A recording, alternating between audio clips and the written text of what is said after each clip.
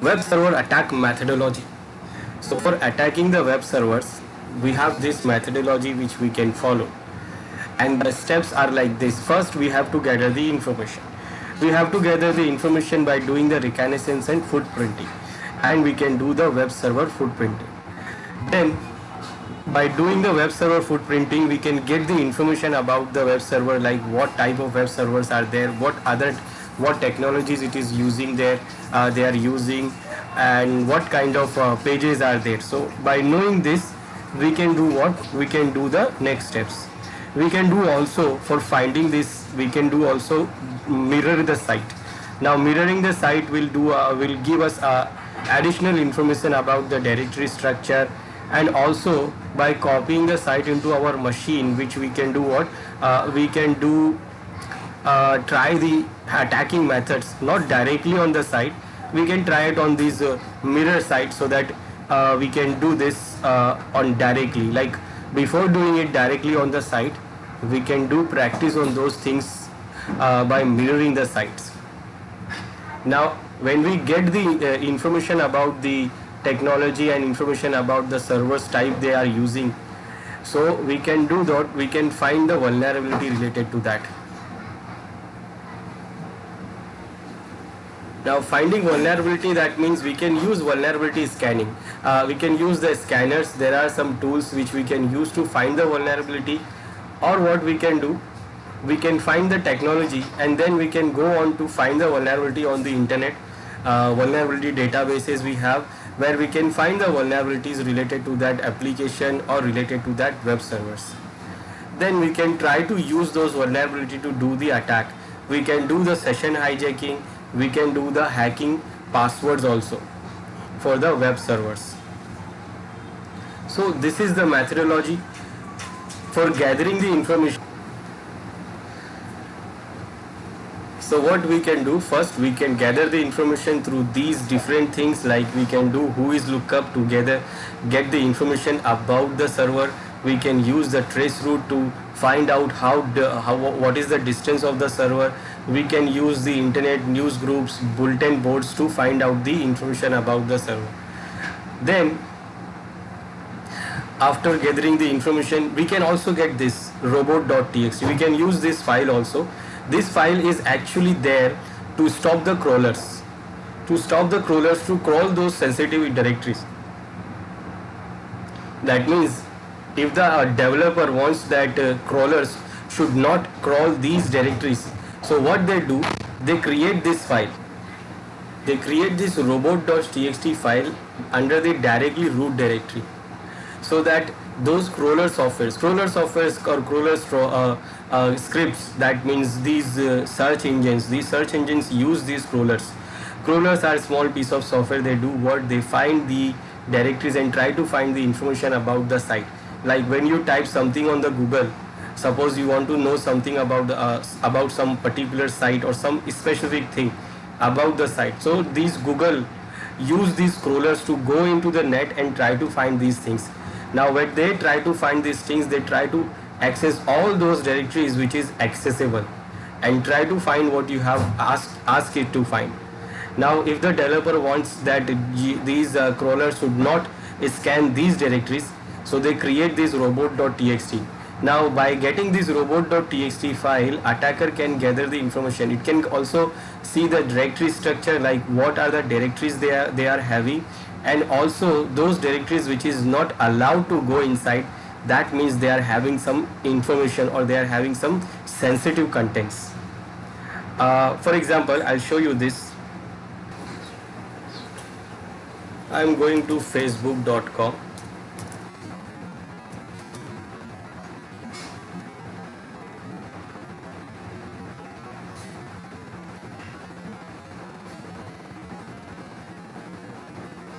Now in this facebook.com, this is the URL.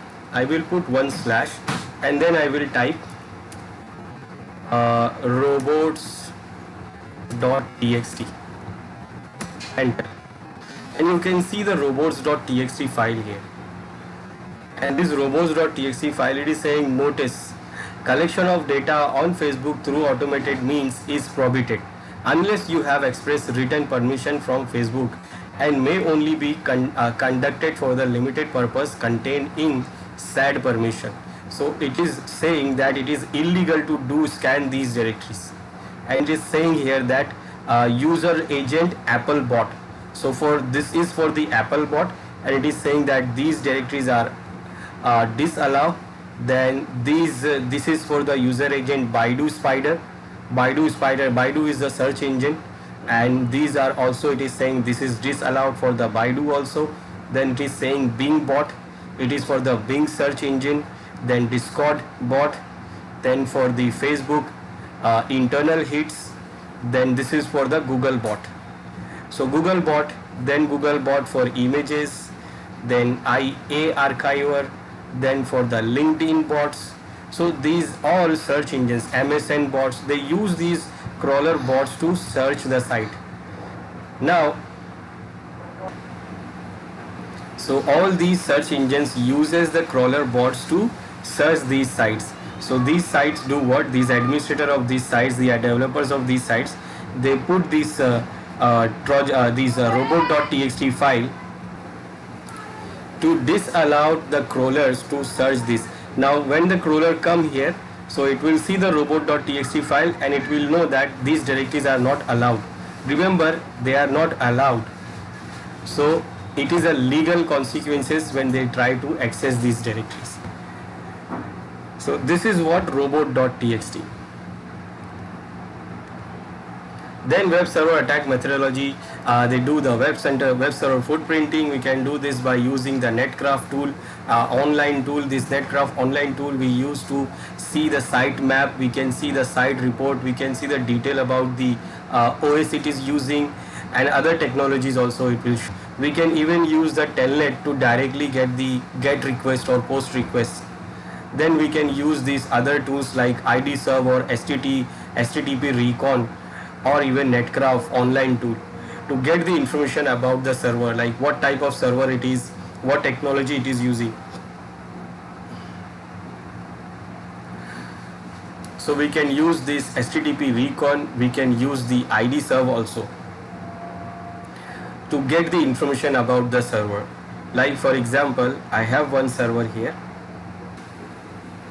This is my Windows 10 machine. So I have a web server running on this Windows 10 machine. I am using this XAMPP control, XAMPP software, and it is giving me Apache server here, Apache web server, and also I am using MySQL database. And I have configured one site here on this Windows 10 machine.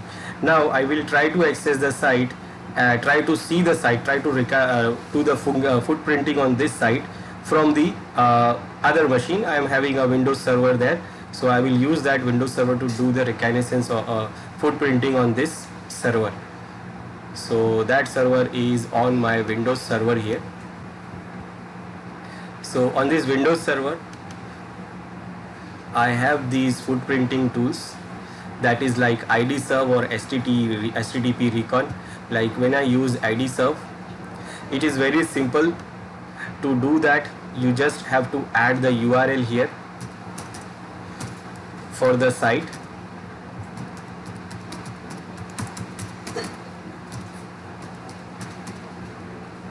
and then you just have to do the query,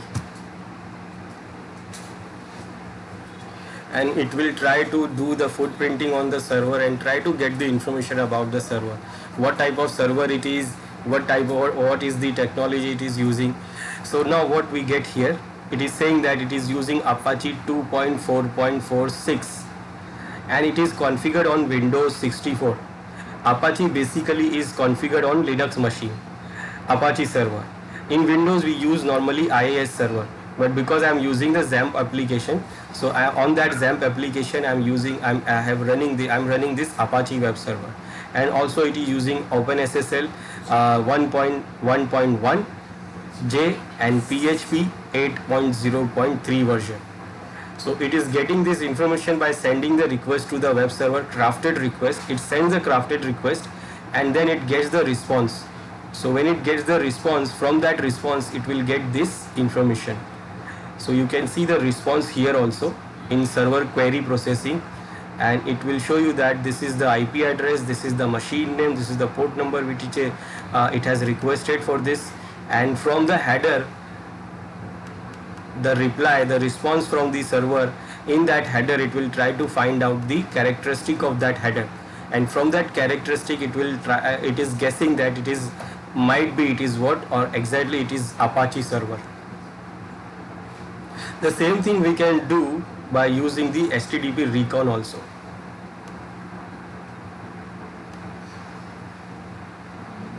We can do this, we can use this HTTP recon command also, or this tool also. Here you have to put the IP address or URL and then the port number, so port number 80, and then you will give the you will press analyze, and you can see what response you got from here. Now based on this response, what it is saying here, that it is a chances of Apache 2.20 or 2.24 or 2.26, and the match percentage is 100. It can also be Apache 1.3.33, but the match percentage is 95.45%.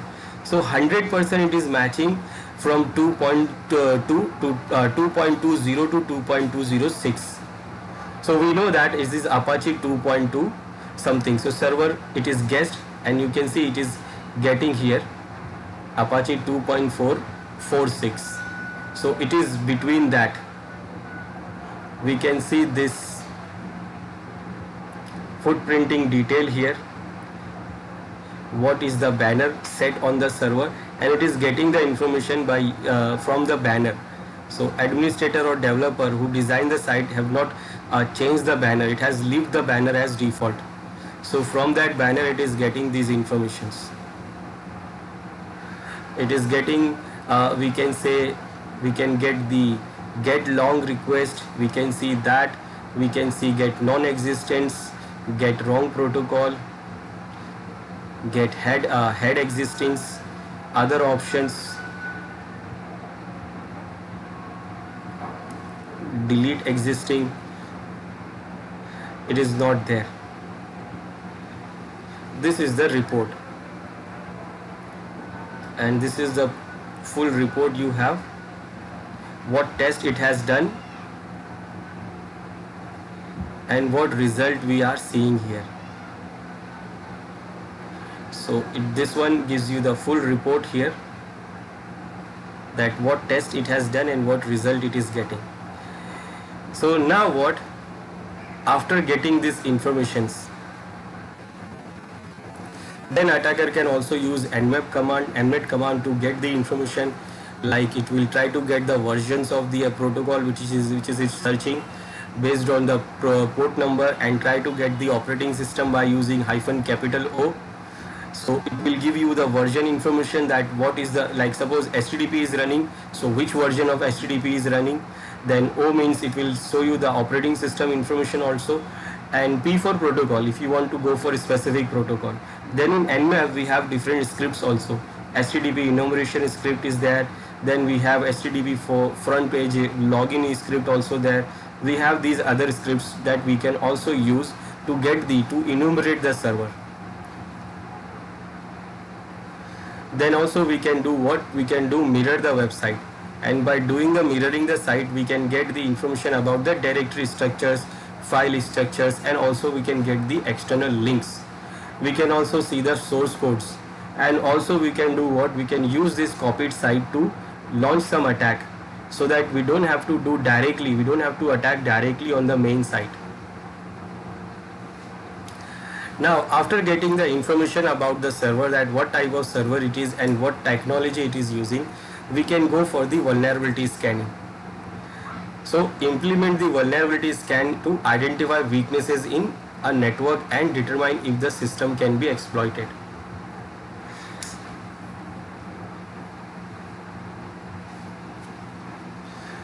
We can use vulnerability scanners such as HP Web Inspect, Acquintix Web Vulnerability Scanner, etc. to find host service and vulnerability. We can sniff the network traffic to find out active system, network services, application and vulnerability present. Test the web server infrastructure for any misconfiguration, outdated content and vulnerabilities. So for finding the vulnerabilities, we can do what? We can use the different tools which can use the online, which can see the online vulnerabilities. We have different tools to find out the online vulnerability, or or we can do what? After getting the information about, like, it is Apache 2.24 or 2.4.46, or it is using the PHP version 8.0.3, so we can go to the vulnerability database and we try to search the vulnerability related to this server and these applications. So either we can directly scan the vulnerability on the server, or we can do the study or do the research, vulnerability research on internet related to those applications and softwares. Then we can try to do the web server hacking, session hijacking. Session hijacking, that means for doing the session hijacking, first we have to sniff the network. For sniffing the network, we have to get into the middle of the network. So sniff valid session ID to gain unauthorized access to the web server and snoop the data. We can use session hijacking techniques such as session fixation, session site jacking, cross-site scripting, etc. to capture valid session cookies and IDs. And you can use these tools like Burp Suite, Firesheep, JHijack, etc. to automate the session hijacking. Like we used in the previous lecture, we used this ZEP, OWASP, ZEP software to hijack the session or hijack or see the get and post request. Burp Suite is also the same thing. JHijack is also doing the same thing. Also, we did use the BitterCap.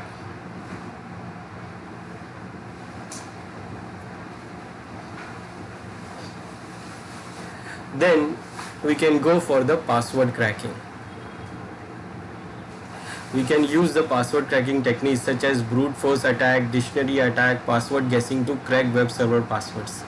And for that, instead of guessing manually, we can use these tools to do that. We can use these tools like THC, Hydra, Brutus to do the online attack, on the web services like HTTP or FTP, and try to guess the password. And for guessing the password, we can use dictionary attack, we can use brute force attack also. Dictionary attack has most chances of cracking the password instead of doing the brute force. Brute force will test all the combination, but it will take a long time. Then we can go and find out the vulnerabilities on the Google database, Google hacking database. This Google hacking database will try to go there and try to find out like what is the vulnerability in Apache 2.4.46. So there is a search panel there, so we can search for it.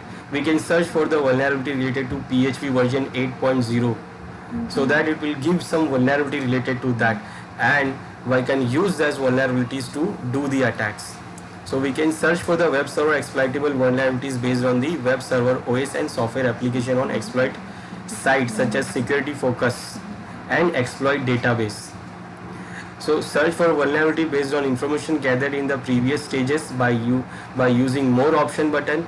Then exploiting these vulnerabilities allows one to execute a command or binary on a target machine to gain higher privileges than the existing ones or bypass the security mechanism.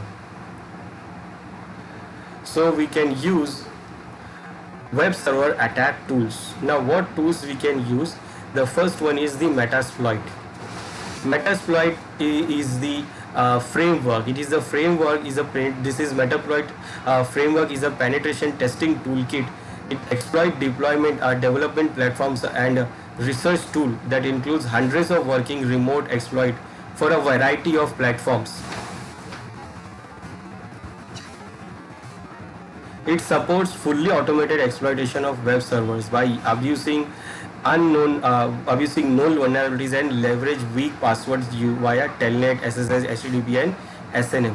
So this Metasploit framework has actually all related vulnerabilities, known vulnerabilities. It has all the known vulnerabilities and it also has the exploit for related to that vulnerabilities. which we can use to exploit those vulnerabilities and attack on the web servers. Not only the web servers, also it can do different type of attack also, like denial of service attack, Trojan attack. So we can use this Metasploit to do these different things. We can get the Metasploit from Rapid7 site. We can get this Metasploit from Rapid7 site.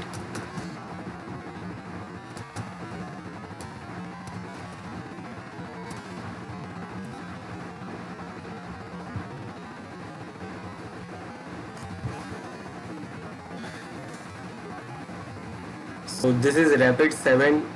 It is to protect your cloud and container environments, and it gives you tools, services. Now this is not here we can get the Metasploit also. So I will go to products. So here I have Metasploit.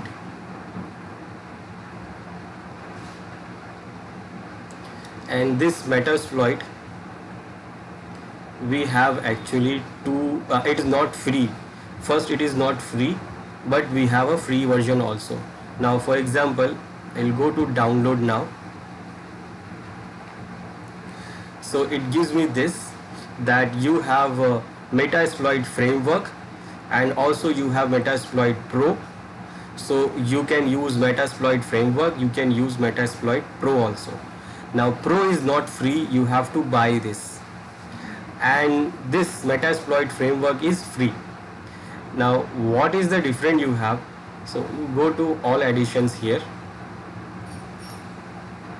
So these are two editions we have, and if we try to see here, so we can see that this is the features we have in this Pro, and this in the framework we don't have these other things. Then automate, we have these things here which is not available in the framework, and these things is available here, but here it is not available, and here it is not available. So Pro, if you want, then you can get 14 days trial, and if you want the free one, then you can download the free one. And then if suppose I try to do this, so I have to go there and I have to fill the form here, and then I can download this and I will get the 14 days trial version. But framework is available to free to use, and actually in our Kali Linux it is available by default. So Metasploit framework free version is already there in the Kali Linux. We don't need to download it from here if we are using the Kali Linux. But if you want to download it for Windows version, then you can download it from here. This is the architecture of Metasploit. Like you have libraries, Rex, framework core, framework base. In that you have security tools, web services integration. In Rex you have protocol tools. In framework base you have modules like you have exploits, payloads, encoders, knobs, auxiliaries. These are all modules we have, which we can use to do the exploit. We use to do the payloads. We can create the payloads. We can encode those payloads. We can also use auxiliary exploit also. Then in the interface we have these different command interface to access the Metasploit. MSF console is the main command to access the Metasploit framework, and you can use MSF CLI also. That you will, this is the command line tool which you can use to directly run the Metasploit framework commands. So you can create a script for it. You can use MSF web also. You can use MSF WX also. Then in Metasploit we have exploit modules, and it is the basic modules in the Metasploit used to encapsulate an exploit, using which user target many platform with a single exploit. These modules comes with simplified meta information fields, using a mixing features. Users can also modify exploit behavior dynamically, brute force attacks, and attempt passive exploits. So steps to exploit a system: follow the Metasploit framework. like configuring active exploit, verifying the exploit options, select a target, selecting the payload, launching the exploit. So this is what the simple way to do to use this MSF, this Metasploit. Like first configure the active exploit, then you have to configure your own exploit if you like, or you can use the existing exploit. Then you verify the exploit options, then selecting the target, then selecting the payload, and then we'll launch the exploit.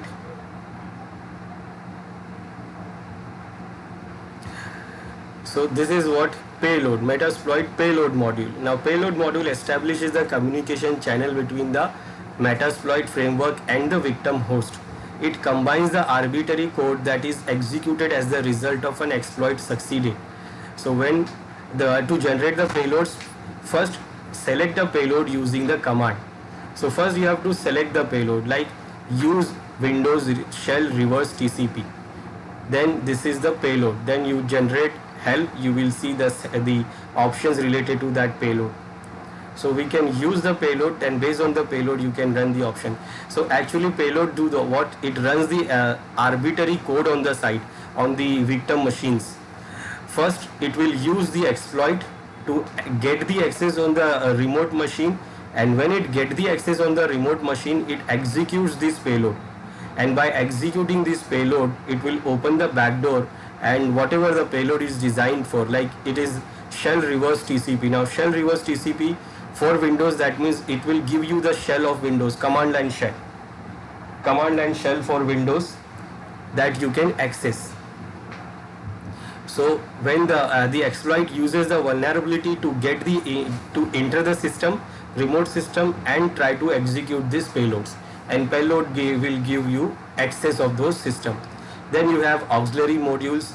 These Metasploit auxiliary modules can be used to perform arbitrary one-off actions such as open port scanning, denial of service, and event fuzzing.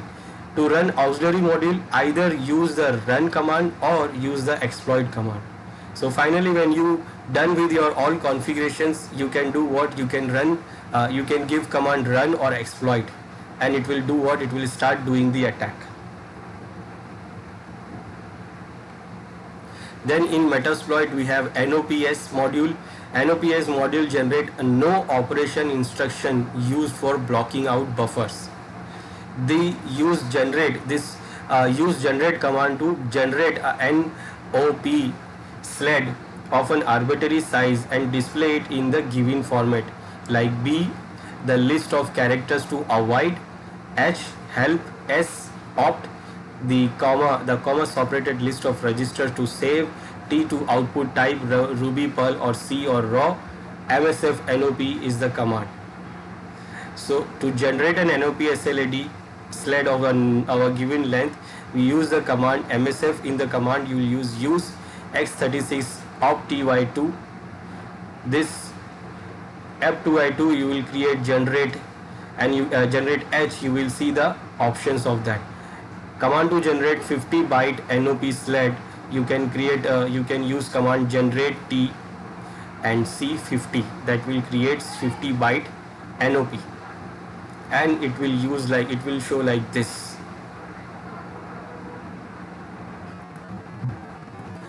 Then we have the other tool like wfetch. This wfetch allows attacker to fully customize an HTTP request and send it to a web server to see the raw HTTP request and response data. Then it allows attacker to test the performance of websites that contains new elements such as active server pages or wireless protocols. So this tool will create a crafted request, like HTTP request. You can see it is saying that what request you want to create, where you want to send the request, which host you want to send the request, and then other information. And then it will send the request to the server which you want to send, and then when the server responds, it will show you the response also. So it is to craft the manual request. Then we have THC Hydra and Brutus. These tools are to crack the password. It is to crack the password, or we can say it is for the password attack. Hydra is a parallelized login cracker which supports numerous protocols to attack Brutus, it includes the multi-stage authentication engine and can make 60 simultaneous target connection. It supports no username, single username, multiple username and password list, combo user password list, and configurable brute force modes also. So it can do the brute force also, and we can use the list of users and list of password to try. We don't have to use manually, we can do the list also, and it will try all of the passwords and username from those lists.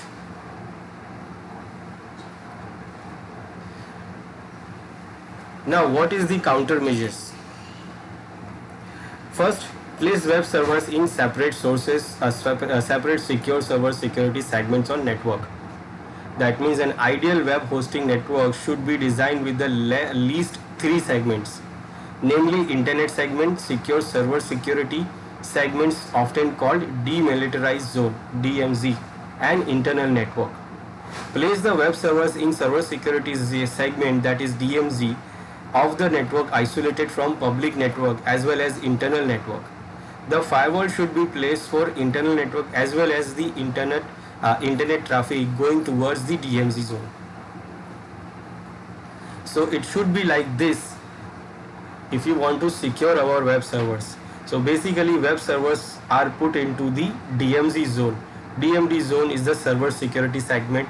It is the demilitarized zone, where we put the servers which is accessible for the internet users also, and also from the internal users, and we put the firewalls in between these DMZ zone to the external traffic, that is internet, and from the internal traffic, our internal network.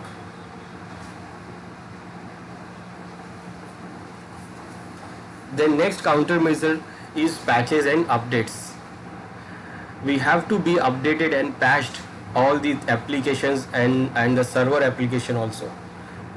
Otherwise, what happened, anyone can use the vulnerabilities or problem or weaknesses which we have in that server. So scan for existing vulnerabilities, patch and update the server software regularly. Then before applying any service pack, hotfix or security patch, read and peer review all relevant documentation. That means what this patch or update is going to do, what this hotfix is going to change, and what features. Sometimes these updates and hotfixes do change some features. So we have to take care about that, because our application is running on that server. Apply all updates regardless of their type on an as needed basis. That means as needed you have to apply those updates.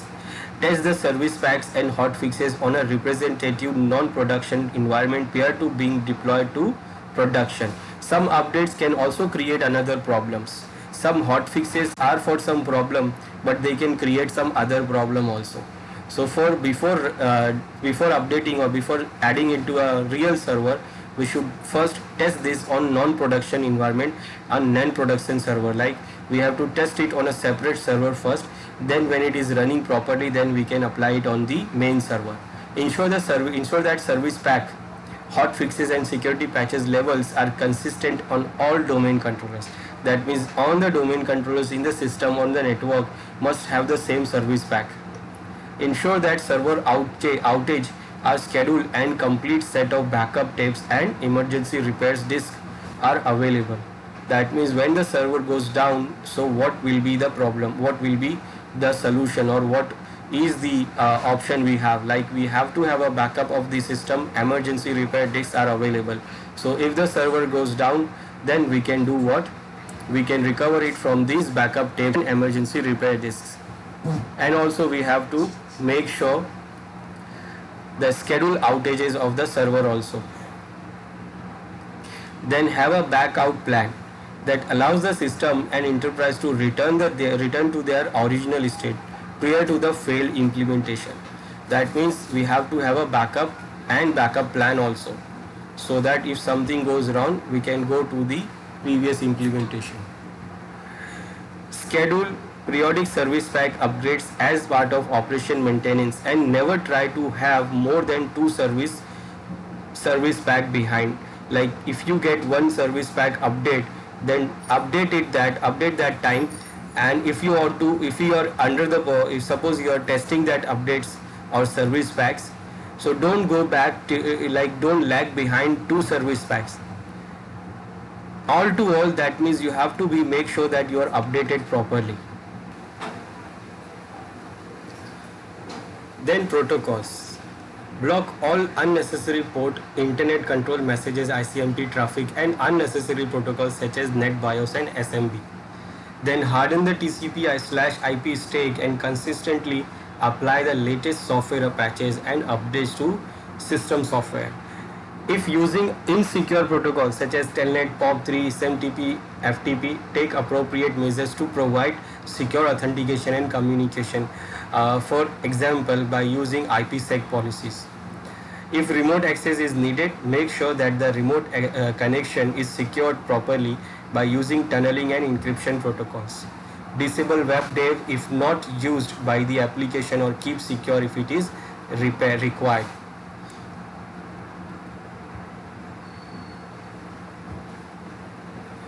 Then for countermeasures for accounts, remove all unused modules and application extensions. Disable unused default user accounts created during installation of an operating system.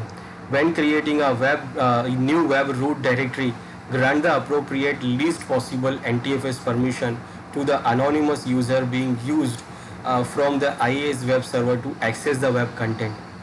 Then eliminate unnecessary database users and stored procedures, and follow the principle of least privilege for the database application to defend against SQL query poisoning. Then use secure web permissions, NTFS permissions, and .NET framework access control mechanism, including URL authorization. Slow down brute force and dictionary attack with strong password policies, and then audit and alert for logon failures. Run processes using least privilege accounts as well as least privilege service and user accounts. So if anyone get access of these services, it will not get the most privilege. Countermeasures for files and directories. Eliminate unnecessary files within the .jar files. Disable serving of directory listing. Then eliminate sensitive configuration information within the bytecode. Eliminate the presence of non-web files such as archive files, backup files, text files, and header included files. Avoid mapping virtual directories between two different servers or over a network. Disable serving certain file types by creating a resources mapping. Monitor and check all network services logs, web access log, database server logs, example Microsoft SQL Server, MySQL, Oracle, and OS logs frequently. Ensure the presence of web application or website files and scripts on a separate partition or drive other than that of the operating system logs and any other file systems. Now, detecting web server hacking attempts. Use website change detection system to detect hacking attempts on the web server. Website change detection system involves like running a specific script on the server that detects any changes made in the existing executable files or new file included on the server. So we should check that whether some new files have come or we have some changes in the existing executable files. Periodically comparing the hash values of the files on the server with their respective master hash value to detect the changes made in the data code base. So when we configure the server, when it is okay, so what we can do, we can generate the hash value with all the files. Now that will become our master hash. After time and time, we'll try to generate the hash again and again and try to match those hash. If suppose some changes have done there, some hacker have changes some codes, so the hash will not match. And if the hashes are not matching, that means there is a problem and these files are changed. Altering the user upon any change detection on this server. So alert the user. So we can configure the alert mechanism for that any changes happen, it will send the alert to the user. For example, we can use a website CDS. It is a script that goes through your entire web folder and detects any changes made to your code base and alert you using email. So we have a software called Website CDS, which we can use to detect to scroll all the web folder, and it will detect the changes and send the alert mail to the user. How to defend against web server attacks? Number one, ports. Audit the port on the server regularly to ensure that an insecure or unnecessary service is not active on your web server. Limit inbound traffic to port number 80 for HTTP and port number 443 for HTTPS, that is SSL. Encrypt or restrict internet traffic. So first you have to make sure that no extra services are running, extra ports are running on our server. If this is the web server, then only web server should work. No other thing should not work. No other thing should work. And also we should have to limit the request for port number 80 HTTP and HTTPS on port number 443. And also we should use the encryption method to encrypt the traffic. Then server certificate. Ensure that certificate data ranges are valid and that certificates are used for their intended purpose. So we should use the certificates for doing the encryption, and those certificate must be when the certificate data ranges are valid, and it must be for the purpose it should the certificate is intended for. Ensure that the certificate has not been revoked and certificate's public key is valid all the way to a trusted root authority.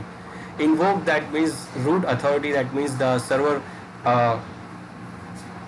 authority server who's giving the certificate. Sometime it will revoke the certificate if some security problem comes. So if your certificate, if you are getting the certificate from certification authority, so we should make sure that it is not revoked from it, and then the public key is still valid and available in our server from and to the trusted root authority. Machine.config. Ensure that protected resources are mapped to HTTP forbidden handler and unused HTTP modules are removed. Ensure that tracing is disabled, trace enable is false, and debug complies are turned off. So we should remove all the modules which is not required. So make sure that modules will not be enabled. Modules will give our server extra functionality. So the functionality which we don't need, we should not enable those modules. Then also we should disable the tracing for our server. We can do that by trace enable is equal to false, option put into the http.conf file. Then also we can disable the debug complies are turned off. Make sure that debug complies are also turned off. Then code access security. Implement secure coding practices. Restrict code access security policy settings. Configure IAS to restrict URLs with : // and install new patches and updates. So when we configure the application, we should implement the secure coding practices. Like we should not get the coding for our application which is available on internet, because it might be having some shrink wrap code there, malicious code there. Restrict code access security policy setting. So we should restrict that all the application developer must get they should create their own code. They should not use the existing code available in internet. Configure IIS to reject the URL request with ... to save our server from directory traversal attack.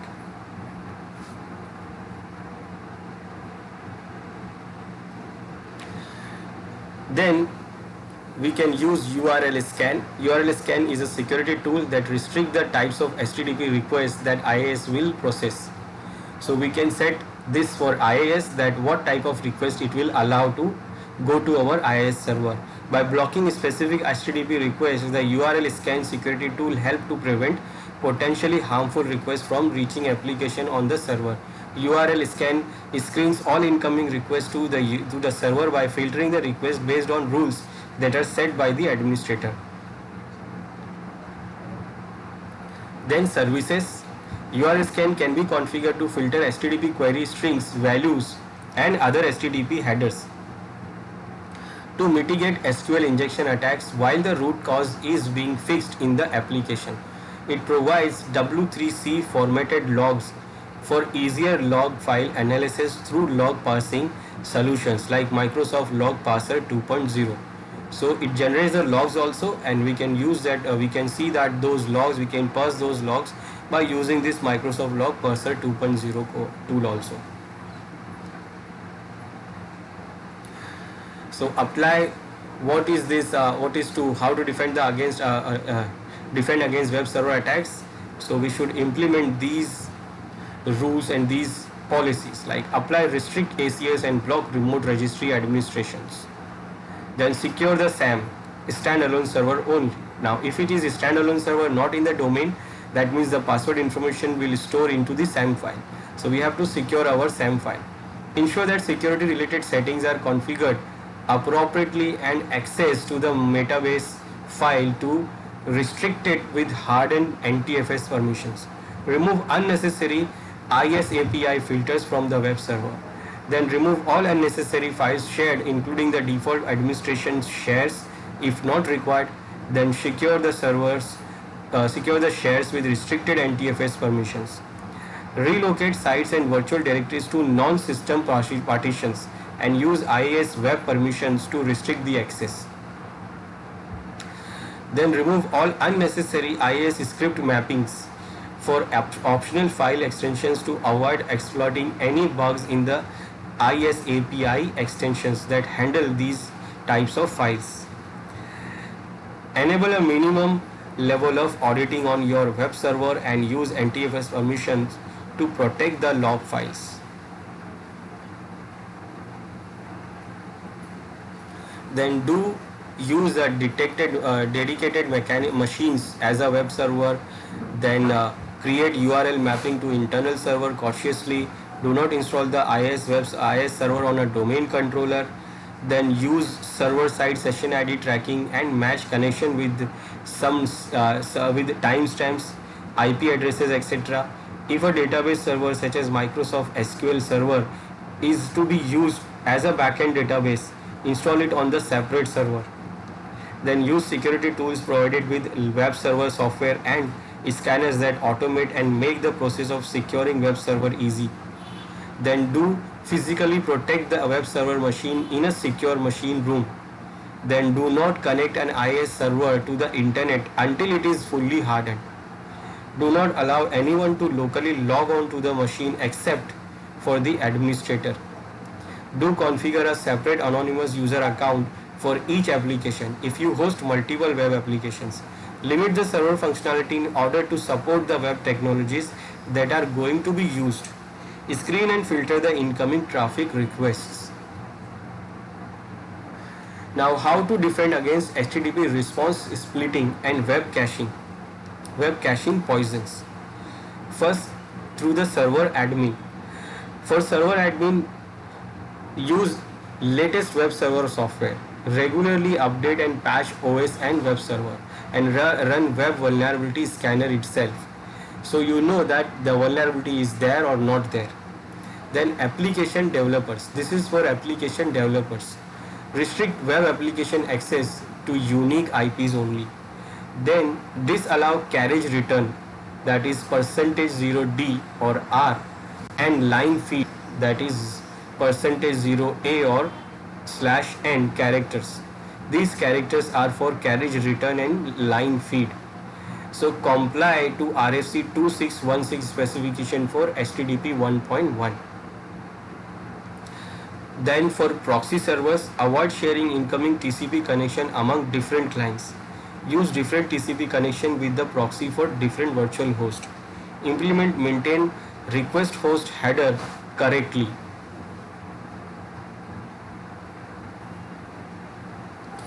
How to defend against DNS hijacking. Choose an ICANN, that is ICANN accredited registrar and encourage them to set registrar lock on the domain name. That means these are the organization who manages the internet DNS servers, ICANN.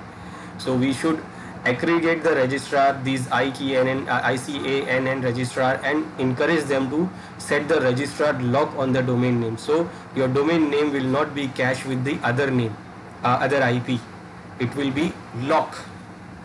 Then safeguard the registrant account information. Then include DNS hijacking into incident response and business continuity planning. Then use DNS monitoring tools services to monitor DNS server IP address and alert. Avoid downloading audio and video codes and other downloaders from untrusted websites. Now this is for the DNS server. Like if your this is the DNS server, if your machine is the DNS server, so it should not do other things. So you should not download these things on your DNS servers. Install antivirus program and update it regularly. Change the default router password that comes with the factory setting.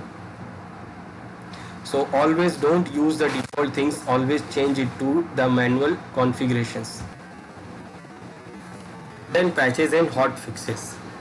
Hot fixes are an update to fix a specific customer issue and not always distributed outside the customer organization. A patch is a small piece of software designed to fix problems, security vulnerabilities and bugs and improve the performance of a computer program or its supporting data. Users may be notified through emails or through the vendor's website. A patch can be considered as a repair job to a programming problem. Hot fixes are sometimes packaged as a set of fixes called a combined hotfix or service pack. So this is what patches and hotfixes. And it comes with the application. Like when the application was designed or our application was designed, it was not fully tested. So when it is used in the real environment, it gives you some problems and security issues. So for solving those security issues, those application developers give you the hot fixes and patches.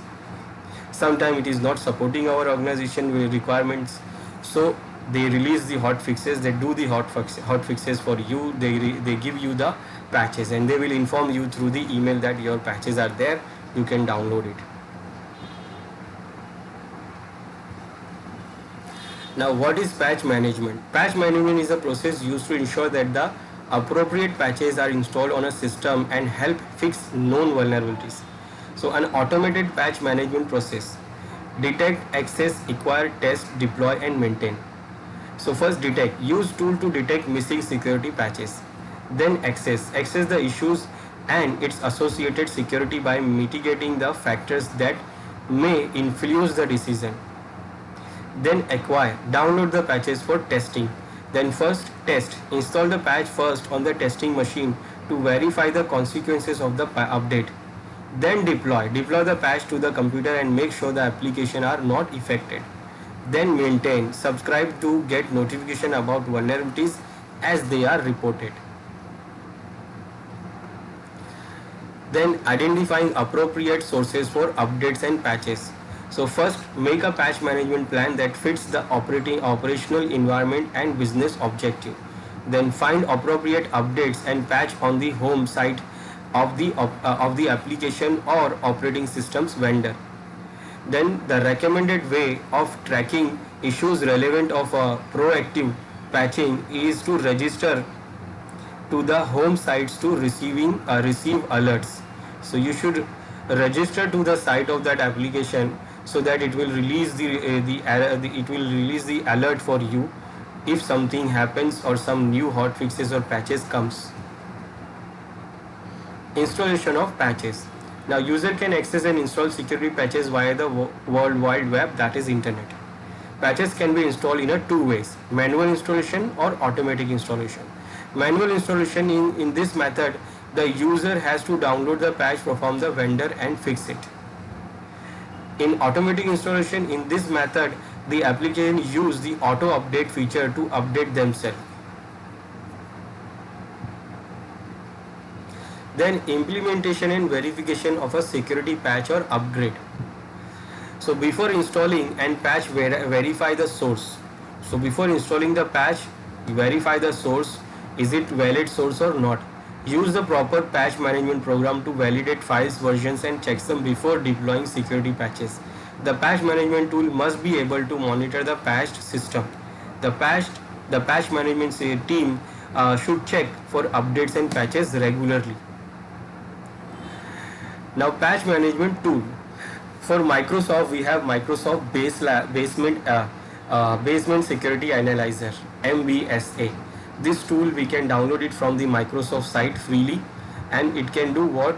It can check for available updates to the operating system, Microsoft Data Access Components, MDAC, MS Microsoft XML, Microsoft XML Parser, .NET Framework, and SQL Server. It also scan a computer for insecure configuration settings also. So we can use this to scan our system for vulnerabilities also.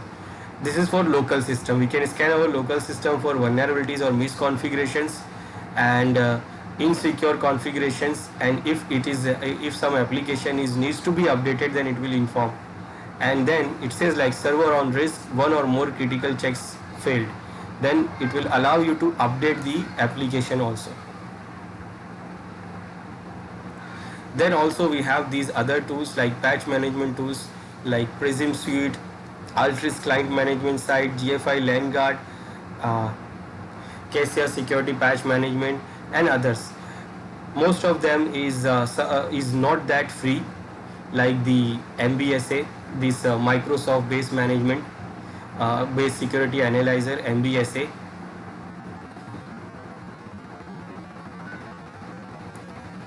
Then we have web server security tools.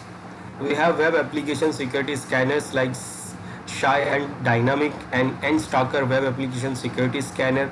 Now these do what? The Shyant Dynamic helps to automate web application security testing and guard organizations' web infrastructure against various web application security threats. NStalker web application security scanner.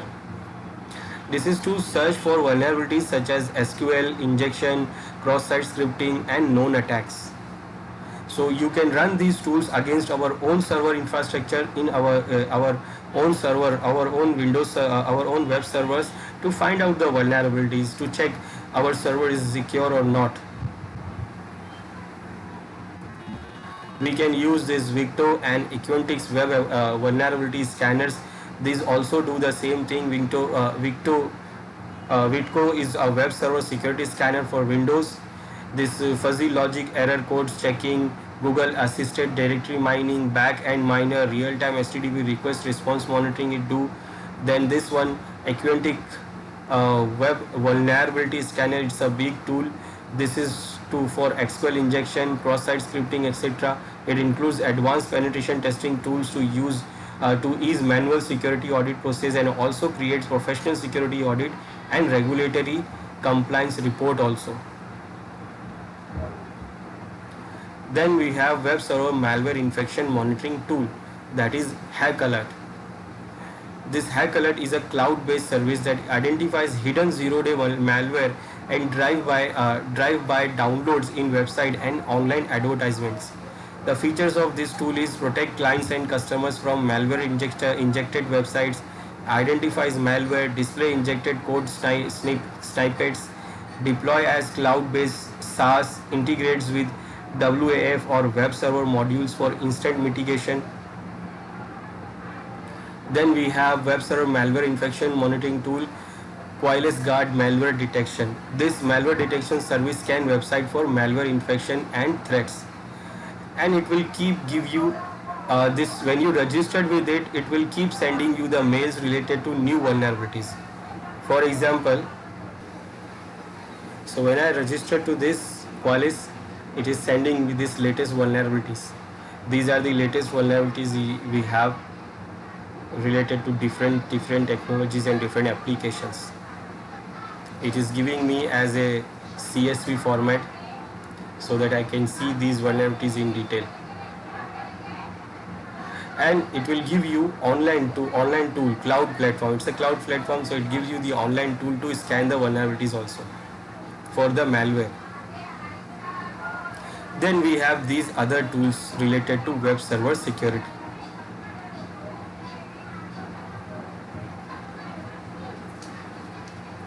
Now, web server penetration testing. Web server pen testing is used to identify, analyze and report vulnerabilities such as authentication weaknesses, configuration errors, protocol related vulnerabilities, etc. in a web server. The best way to perform penetration testing is to conduct a series of methodical and repeatable tests and to work through all of the different applications vulnerabilities. So why web server pen testing? So first, verification of vulnerabilities, to exploit the vulnerability in order to test and fix the issues. So we do exploit the vulnerability, we try to exploit the vulnerabilities in pen testing so that we can do what? We can do the test and fix the issue. Then identification of web infrastructure, to identify make version and update levels of web servers. This helps in selecting exploit to test for associated published vulnerabilities. Then remediation of vulnerabilities, that to reset the solution against vulnerability to ensure that it is completely secure. So we do the testing to add the fixes and fix the issues, to test and fix the issue, and to protect our server and to protect the server, to make the server more secure. Now to do the penetration testing, first identify the target. Search open sources for information about the target by using the internet. Then perform the social engineering by using dumpster diving, social engineering methods, and query the whois database to trace the whois active whois also, to get the information about the target. Document all information about the target. Then then fingerprint web server. Use these tools IDserv, STCon to fingerprint the server. Crawl the website to do by using the by copying the site, by mirroring the site. Then enumerate web directories. Use tools such as Dirbuster or the other tools to enumerate the directory structures. Perform the directory traversal attack. Try to use the directory traversal attack. We can do this by using Dirbuster also. Then examine configuration file, perform vulnerability assessment, then perform HTTP response splitting, web cache poisoning attack, crack web server authentication, brute force SSH or FTP and other services, then perform session hijacking also. Then perform man in the middle attack, perform web application pen testing, examine the web server logs and exploit frameworks. Then document all the findings. Now web server pen testing tools. So if we want to do the pen testing on web server, we can use this Core Impact Pro. This Core Impact Pro is the software solution for assessing and testing security vulnerabilities in the organization. Web application, network system, endpoint system, wireless network, network devices, mobile devices, IPS, IDS and other defenses. So we can test all of these things by using this Core Impact Pro. Not only web server, web server or web application, we can also do test all of these other tools, other things also. Then we have Immunity Canvas. This canvas is an automated exploitation system and a comprehensive, reliable exploit development framework to security professionals and penetration testers. Then we have web server pen testing tool as Arakini. This Arakini is an open source featureful modular high performance Ruby framework aimed towards helping penetration testers and administrators evaluate the security of web application. So it will allow you to evaluate the application security. Now those tools is not all tools are free, but some tools are free which we have with the Kali Linux, and that tools and other thing we will see in next lecture. But I will show you right now that these other tools which we can use to get the information about the server. Like we have used the IDserv to get the information. We can use the other tool also to get the vulnerability information. For example, I have a server running on my Windows 10 machine. which we can access it like this.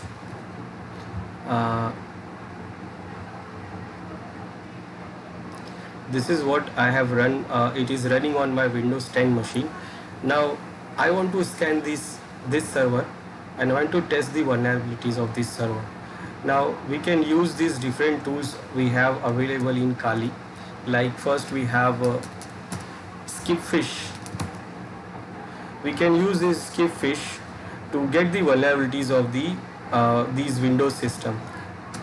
Now whatever I'm going to scan, I'm going to put the output under root users directory, home directory, in the test name test directory.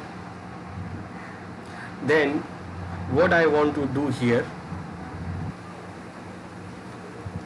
I'm going to use this dictionary file usr share, which comes with this tool Skipfish complete. Now this is going to do a heavy brute force attack on this server, which server I am going to mention, to get the information about the server or report about the vulnerabilities. Let's do this. It will take some time. It will take some time, and all the reports are going to save into this directory. So when I press enter here, it is asking about this, that this is going to be, and it is going to do this. And if you want to close it, then you can press anytime Ctrl C to stop this, and you can press space to any time during the scan. So let's see. I will start it, and now you can see it is started the scanning, and it is doing the scan for this. It is scanning the database, it is scanning the server also.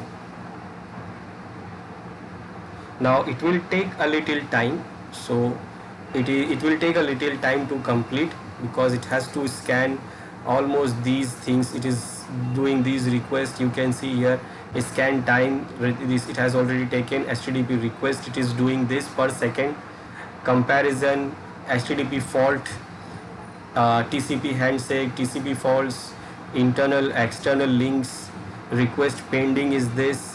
Then for database, it is doing this pvt, in progress, missing nodes type, issue founds, and it is founding these issues here. If you can see, it is founding the issues we get to this site, related to the site, dictionary size and total signature. So it will take a little time, so we have to wait for some time for it. So it will complete, or otherwise if you don't want to wait, then you can press Ctrl C anytime. Now it has find enough things, so what I will do, I will stop it here by pressing Ctrl C. Otherwise it is going to be finished properly, but I have stopped it here. So scan about it by user bailing out. Now this, it is static resources, it is removing all these things and it is stopping. Now where we will find the information about this scan, so we have saved it into this directory, and we can see that by using this, by opening this index.html file. So I will go to that directory. So it is under root users home directory, and this is the test directory. So under this test directory, we'll see the HTML file, index.html. Now I will open this file with the browser.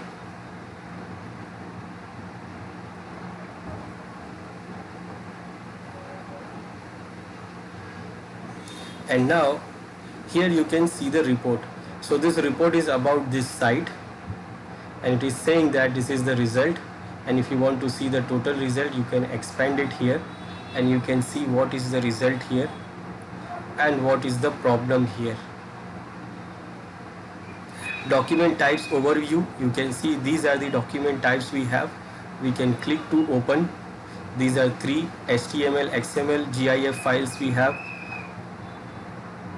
We have PNG files, SVG, XML, HTML, plain text. Then issues and issues types overview. This is the issues we have. So external content embedded on page, higher risk. This is what, very high risk. You can see these are the pages.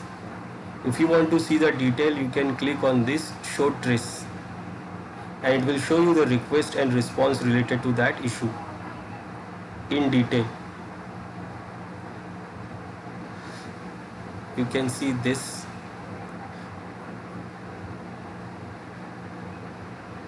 So it is showing you the URL also. You can go to that URL to see this, what is the problem here. It is incorrect or missing character set, this is low risk. Then we have incorrect or missing meme type. We have directory listing. Now directory listing is enabled here, that means we can do the directory listing on these directories. These are allowing this, these directories are allowing to do the directory listing attack. Then we have new 404 signatures. We have X header value, server header value we have here. Then we have the server header value, that means it is revealing the information about the server. Then we have cookie added information here. So these are the vulnerabilities, these are the problem and issues we have, and these are the information we have, which we have scanned with this skip fish command.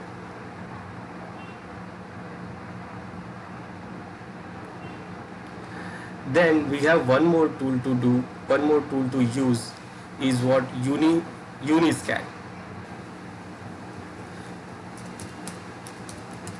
Uniscan. Uniscan-H will give you the help. Like this is the Uniscan which you can run with these different options and with the server, on the server, to enumerate the server to get the information and vulnerabilities information about the server. So we can use these different options to enumerate the server. For example, I will use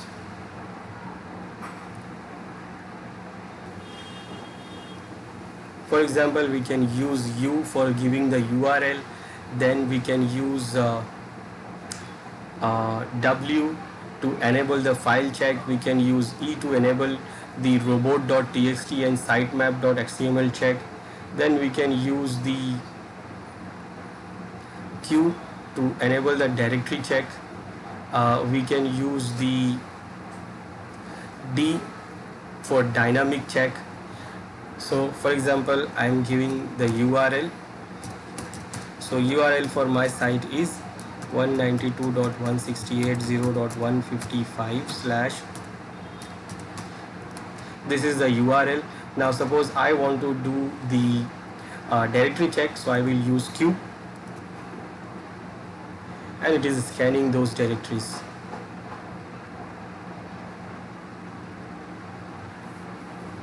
And as you can see, these are the directories, it is finding these directories here.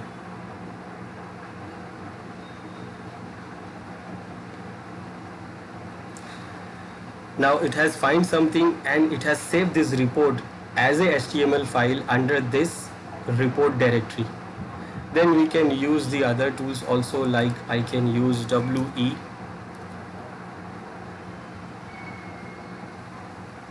All these scans will be saved in the report directory. So it is going to find the robot.txt file. It has find the robot.txt file. You can see here in the robot.txt file we have only this line, disallow/root.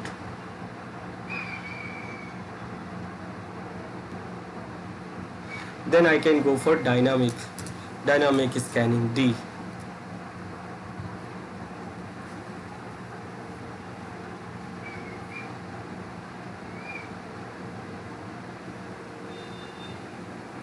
And it will scan dynamically. It will take a little time.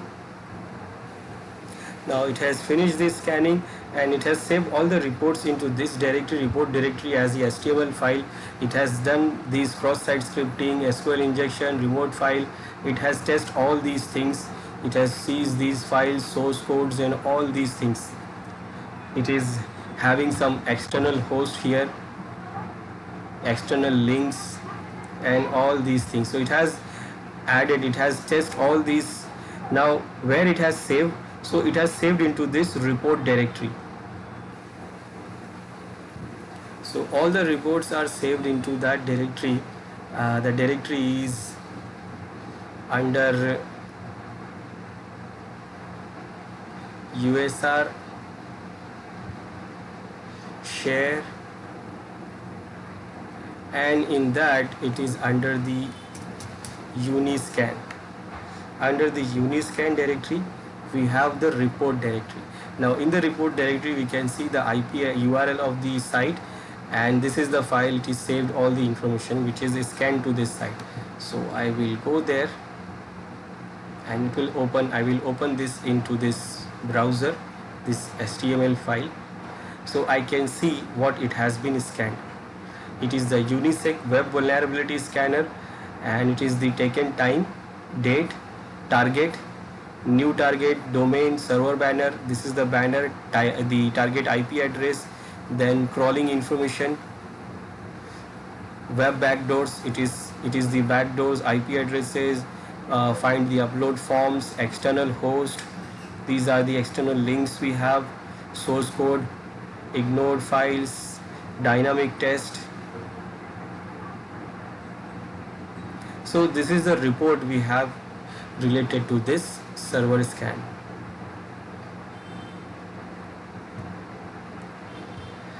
Now we can do the password cracking attack on the server, in the web server, or we can do it on the FTP server.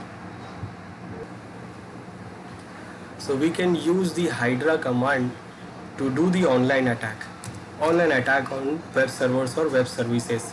For example, we have a FTP server there. Let's test it by using Nmap first. Nmap I want to scan, and I want to scan with the protocol number 21 for this server. Just I am testing whether I am having the FTP service is running on that server or not.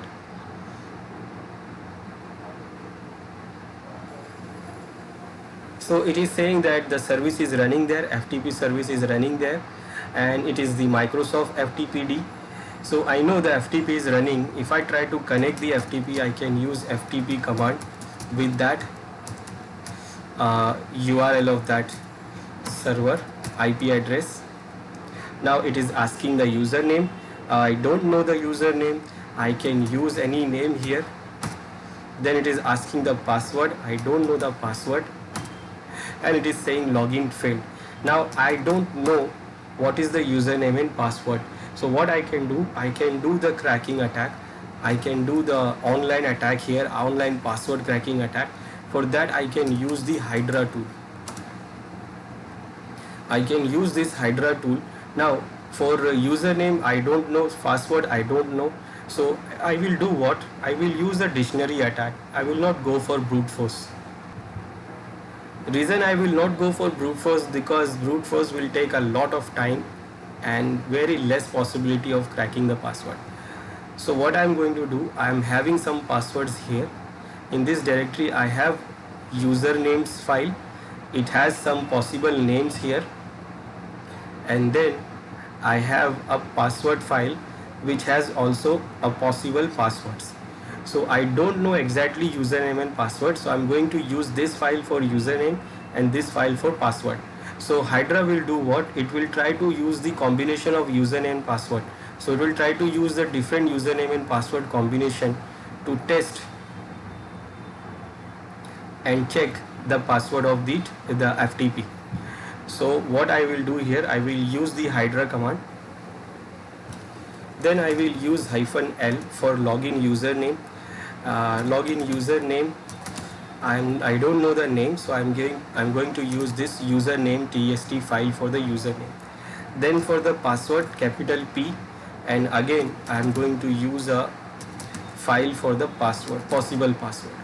Now it is going to use the name from here in this file and password from this file, and try to match all these possibilities. Like it will try to match, first it will take the first name from here, then match all the password from here, then it will take the second name from here, then it will try all the password from here. Now it is going to attack on this, so we will provide the URL for the attack also, and now I will press enter. Now it has started the attack, and now it will take a little time to crack it, because it is trying to match all the names with all the passwords.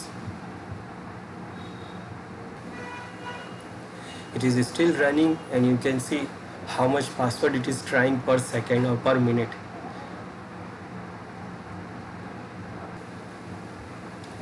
Now I got one here. It gets one here.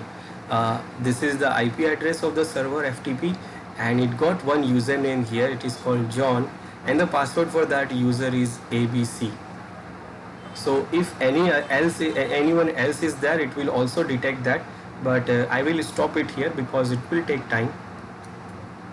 So it detect here one username and password. Now I will try this username and password to log into this FTP server.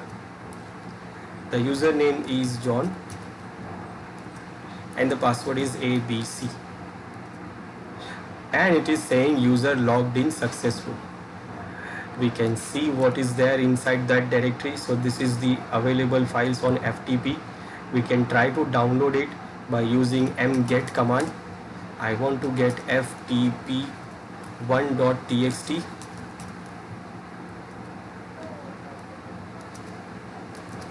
Yes, command successful. That means it is downloaded, transfer complete. So I can download, and I got the username and password by cracking the username and password by using this Hydra tool. So this is what we can do, the online attack for cracking the password. And this is the file which we have downloaded from the FTP server. So this is our web server attack. We have seen like what are the attacks we have on web servers, and what is the methodology to do that attack, and also we have seen how we can prevent those attacks.